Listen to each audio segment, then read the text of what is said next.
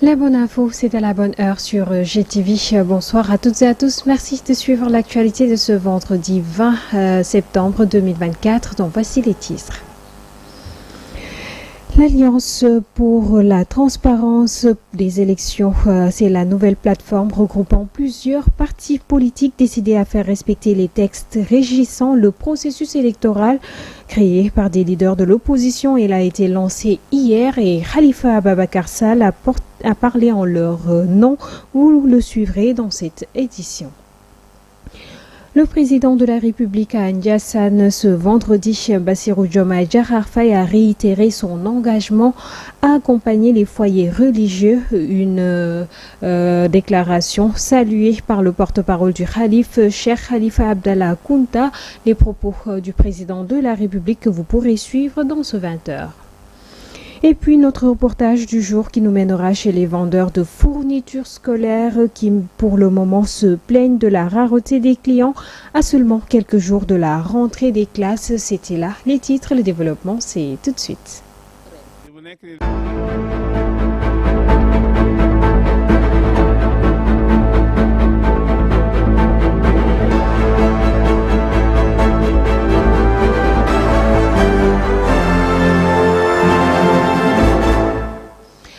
Bonsoir mesdames, mesdemoiselles et messieurs. L'actualité de ce vendredi que nous démarrons avec les leaders de l'opposition, les leaders politiques plutôt se réclamant de l'opposition qui ont uni leurs forces pour mettre en place une plateforme dénommée Alliance pour la transparence des élections, a-t-elle selon Khalifa Ababakar Sall, membre de la plateforme qui intervenait lors de la conférence de presse tenue hier. L'ATEL est une structure de concertation et de réflexion qui compte mener la bataille sur le terrain pour que les autorités puissent respecter les textes régissant le processus électoral. Il est au micro de Amsatou Gano. La structure que nous allons mettre en place a pour but de faire en sorte que les 60 prochains mois, parce que c'est le délai qui nous est imparti, nous puissions avoir un scrutin transparent, sincère et serein. Pour ce faire, il faudra que chaque parti joue sa partition, excusez la répétition. Et la nôtre comme opposition, et de faire en sorte que le pouvoir en place puisse respecter les textes qui régissent tout le processus en la matière. Tout le processus et tout le processus.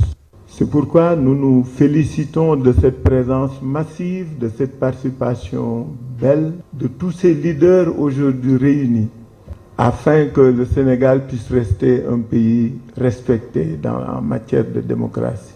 Nous allons certes connaître un scrutin particulier. Les textes qui viennent d'être publiés laissent pantois beaucoup d'entre nous qui avons l'expérience des élections dans ce pays. Ceci est particulier. C'est aussi particulier que ce que nous avions vécu, qu'une force d'opposition puisse être élue au premier tour dans une élection dans ce pays.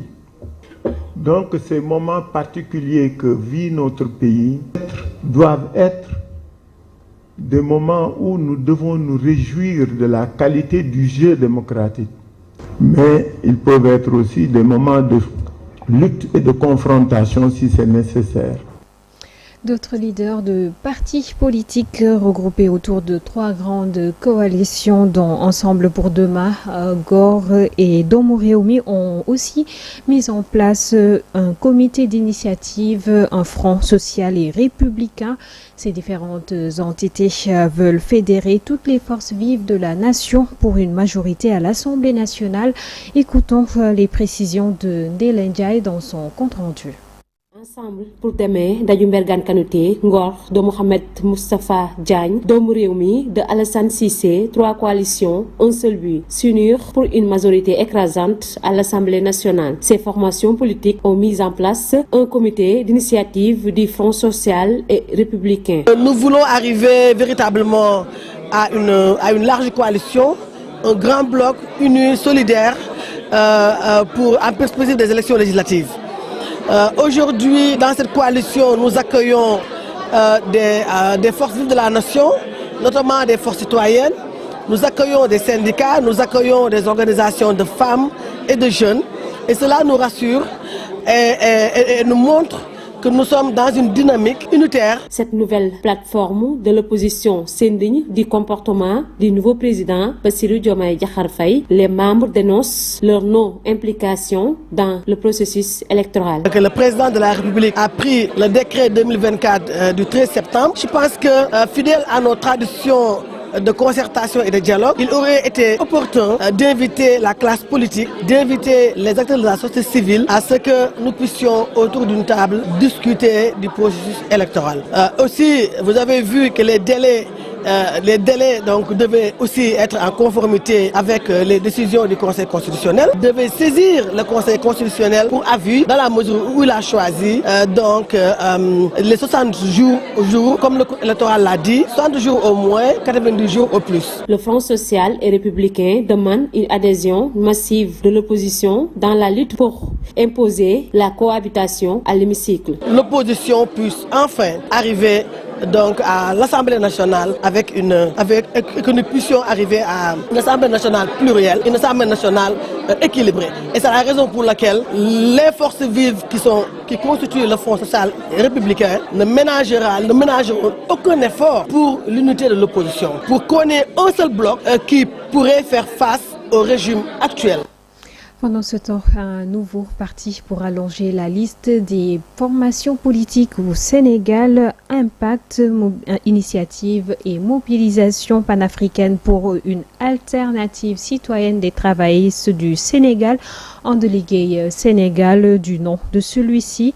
Sa mission est d'être aux côtés des Sénégalais et de lutter pour leur bien-être. Abdoulaye Dieye et Boubacar Diagne pour plus de détails. Panafricaine pour une alternative citoyenne des travaillistes du Sénégal, en Ligue Sénégal Impact ALS, vient d'être lancé ce jeudi après création, un nouveau-né, certes dans la sphère politique, mais pas comme les autres. Nous informons les Sénégalaises et les Sénégalais de la naissance de notre parti politique, Initiative et Mobilisation panafricaine pour une alternative citoyenne des travaillistes du Sénégal, Impact And Ligue Sénégal. Vu les urgences du Sénégal et des Sénégalais, Impact est venu pour être beaucoup plus proche des Sénégalais. Si l'on en croit ses initiateurs. C'est la raison pour laquelle, en tout cas, nous avons jugé nécessaire aujourd'hui de lancer notre mouvement, notre parti politique, pour pouvoir voir dans quelle coalition nous allons apporter notre soutien pour les prochaines élections. En effet, la santé, l'éducation, la cherté de la vie, entre autres, sont les préoccupations d'Impact réparties sur 5 axes. Notre offre politique s'articule autour de 5 points. Une souveraineté alimentaire réaliste et réalisable à moyen terme avec des moyens renforcés dans la production et la protection des produits. Un développement industriel adossé sur la transformation de toutes nos ressources naturelles. Enfin, la suppression des exonérations sur les droits de douane concernant les produits de première nécessité, ainsi que toute subvention les concernant. Énième parti politique dans un écosystème marqué par une pléthore de structures concourant à recueillir le suffrage des Sénégalais, Impact croit pouvoir sortir son épingle du jeu et reste déterminé pour jouer pleinement sa partition. Et puis, le maire de Malicounda, Maguette Sène et ses alliés viennent de lancer leur mouvement politique, le dit mouvement dénommé la Marche des territoires en Naoulé. Selon le maire de Malicounda, un moyen pour eux d'être des députés du peuple et de porter la voix des collectivités territoriales. Maguette Sène annonce aussi que les listes seront établies dans les jours à venir. Il s'est exprimé au micro de nos correspondants Amour, Astousso et Ousmane Bitey. Nous avons lancé le mouvement politique appelé la Marche des territoires en Naoulé. D'emblée, il faut préciser que ce mouvement politique transcende les appartenances partisanes qui sont propres aux partis politiques. Dans ce mouvement, vous allez retrouver des militants du Parti socialiste, Vous allez retrouver des militants de l'Alliance pour la République. Vous allez retrouver des responsables de l'AFP. Ça veut dire tout simplement que les problématiques portées par ce mouvement politique, c'est pourquoi nous avons mis en place cette liste appelée Marche des territoires Andonaoulé, pour que la voix des territoires puisse se faire entendre au sein de l'hémicycle. Pour que les questions de ressources financières, lorsque ces ressources sont votées par l'Assemblée, qu'il s'agisse de fonds de dotation ou bien de fonds de concours, que ces fonds-là soient conséquemment consistantes pour que l'ambition que portent les acteurs territoriaux, que sont notamment les maires, que cette ambition-là puisse être réalisée. Que les populations, les attentes que les populations fondent sur nous, maires et élus, que ces actes politiques de décentralisation. Et pour informer la tenue et la gestion de nos collectivités, nous, maires, nous devons être dignement représentés. Je vous l'annonçais en titre, le président de la République était en visite hier à Ndiassane dans le cadre des préparatifs de commémoration du Gamou. À cette occasion, le chef de l'État a réitéré sa volonté de mettre en place une direction chargée des affaires religieuses et de l'insertion des diplômés de l'enseignement arabe. Il a assuré aussi que toutes les préoccupations exprimées par le guide religieux seraient prises en compte plutôt dans les projets et programmes du nouveau régime. Bassirou Diomaye Diakhar Faye s'est exprimé au micro de Mansour Diassé. waxtaan nañu ci li nga xamantene du mbiru bopam man ko don wax porte-parole bi sank. C'est un plaisir pour moi d'être ici pour les préparatifs du Gamou à Ndiassane auprès du Khalife. Chaque année, un budget sera élaboré pour accompagner les projets et programmes des foyers religieux. Et ici à Ndiassane, on fera tout pour faire les travaux nécessaires pour le bien-être des populations. Concernant la direction des affaires religieuses que j'ai annoncé à Tiaoun et à Touba, je l'ai mis sur place et à sa tête il y a Jim Dramé, un homme pieux, quelqu'un que d'ailleurs j'ai envoyé récemment à Mauritanie pour me représenter là-bas dans une rencontre. Et il va gérer tout ce qui est en rapport avec la religion.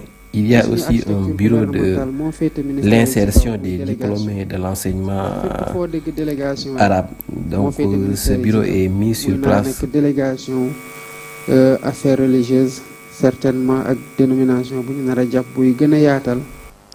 4 120 409 apprenants et 106 689 enseignants sont attendus à l'ouverture des classes. Des chiffres annoncés par le conseiller technique au ministère de l'Éducation nationale, Medoun Cham. La date de la rentrée scolaire pour l'année 2024-2025 a été officiellement fixée au 3 octobre pour le personnel enseignant et au 7 octobre pour les élèves. Une annonce faite lors de la réunion préparatoire présidée par le Premier ministre Ousmane Sonko. Mansour Diassé pour plus de précisions. Bientôt la fin des vacances pour le corps enseignant et aussi pour les élèves. Ce jeudi, lors de la réunion préparatoire de la rentrée des classes présidée par le Premier ministre, la date pour l'ouverture a été fixée le 3 octobre pour le personnel enseignant et le 7 octobre pour les élèves. Cette rentrée concerne 4 120 409 apprenants et 106 689 enseignants, a déclaré Medoun Cham à l'occasion de la réunion préparatoire de la rentrée des classes présidée par le Premier ministre Ousmane Sonko. Le conseiller technique au ministère de l'Éducation nationale d'indiquer toujours que dans les 4 120 409 apprenants, il y a 2 340 219 élèves du primaire et 852 269 élèves du moyen secondaire et 377 197 des élèves du secondaire général. Selon lui, ces effectifs sont répartis dans 21 448 établissements scolaires. La réunion a rassemblé des secteurs clés des différents ministères, dont celui de l'éducation, des collectivités territoriales, de l'assainissement, de la formation professionnelle ainsi que de celui de la jeunesse et des sports. Cette concertation vise à assurer une rentrée sereine, coordonnant les efforts pour un bon déroulement de l'année scolaire, permettre une rentrée sans heurts en mobilisant les différents services publics et en veillant à ce que les établissements scolaires soient prêts à accueillir enseignants et élèves dans les meilleures conditions. La présence du Premier ministre et des ministres sectoriels montre l'importance accordée à cette rentrée pour garantir une année scolaire stable et réussie. Cette année scolaire donc attendue dans quelques jours, prévue plutôt dans quelques jours, et les vendeurs de fournitures scolaires sont déjà dans l'ambiance de l'ouverture des classes. Les étals sont pleins d'articles, même si les parents viennent pour l'instant au compte-gouttes pour faire leurs achats. Reportage Hadifal. À quelques jours de la rentrée des classes, la vente de fournitures scolaires est au rendez-vous. Au marché Colobane, les vendeurs sont déjà sur place pour répondre aux besoins des parents et élèves à cette veille de rentrée. En ce moment, tous les vendeurs qui s'activent dans ce domaine sont à la disponibilité des parents, comme nous le faisons chaque année.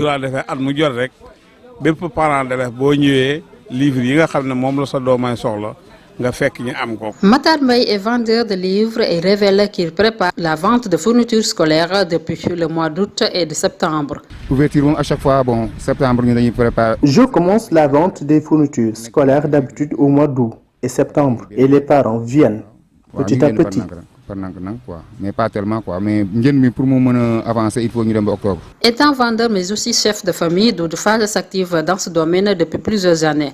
Il profite de cette occasion pour donner des conseils aux élèves afin qu'ils redoublent d'efforts dans les études pour honorer leurs parents. Malgré la conjoncture difficile, ils tiennent à mettre les enfants dans de très bonnes conditions.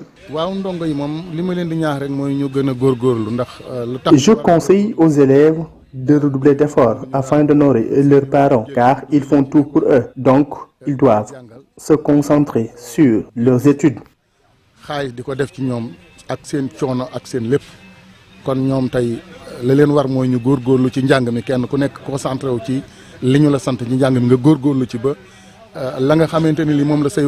À quelques semaines de l'ouverture des classes, livres, cahiers, stylos et autres accessoires remplissent les étals. Et selon les vendeurs de fournitures scolaires, cependant, les parents viennent petit à petit. Pour répondre à l'appel du centre de transfusion sanguine qui était en rupture de stock, l'association sénégalaise Jog Job a organisé une journée de don de sang ce vendredi. La population doit être consciente de l'importance du don de sang avec ou sans appel du CNTS. C'est ce que confie Ndeye-Marie Faye, chargée d'événements de Jog Job. Les donateurs, de leur côté, assurent poser un acte de portée citoyenne. Aïssatouba. Entre devoirs citoyens et actes de noblesse, l'association Jog Job s'engage pour une prévention de rupture de stock de sang.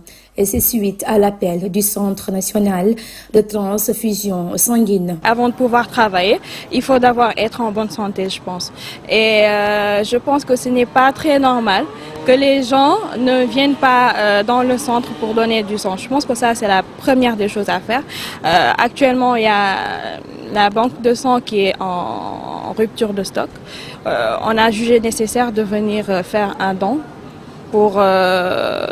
de sang pour la population. Je pense qu'avant tout, il faut commencer par ça. Sur place, ces volontaires d'honneur sont ravis de sauver des vies.